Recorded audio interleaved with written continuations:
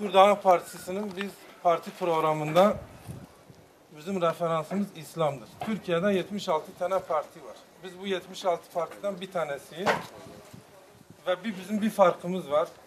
Diğer bütün partilerin referansı kimisi demokrasiyi alıyor, kimisi kapitalizmi, kimisi sosyalizmi alıyor.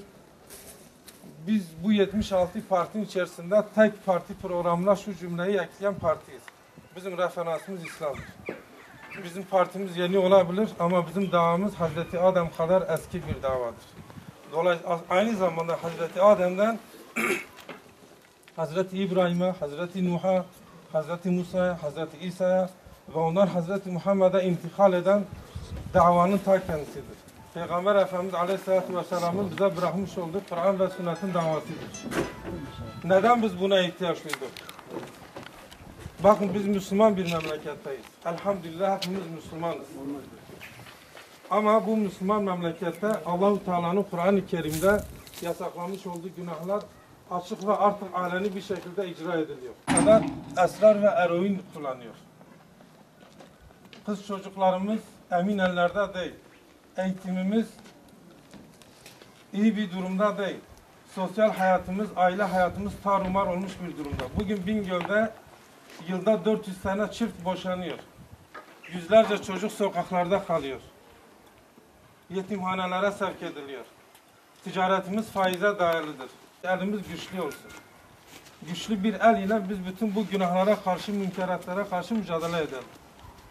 Bunun da yolu biz özellikle bugün belediyeler, özellikle bizim bölgemizdeki belediyeler ve yerel yönetimler, il özel idareleri, belediye meclisleri eliyle birçok günah işleniyor.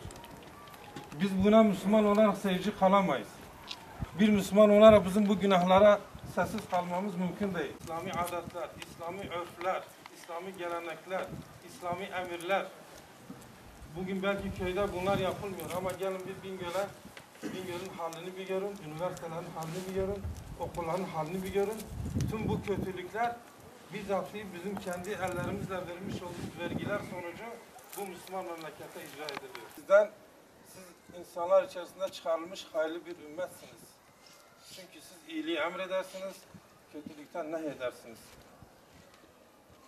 Biz Allah'ın Kur'an-ı Kerim'de bahsettiği bu hayırlı ümmetin bir neferi, bir parçası olmak istiyoruz. Bizim gayemiz budur.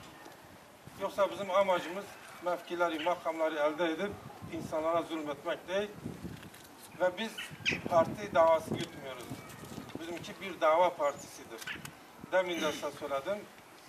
Bu dava Hazreti Ömer'den adaleti öğrenmişiz. Hazreti Ebubekir'den sıddıkiyeti, doğruluğu öğrenmişiz. Hazreti Osman'ın haya ve edebini kuşanmışız. Hazreti Ali'nin cesaretini, ilmini ve ilmini kuşanmışız. Yolumuza koymuşuz.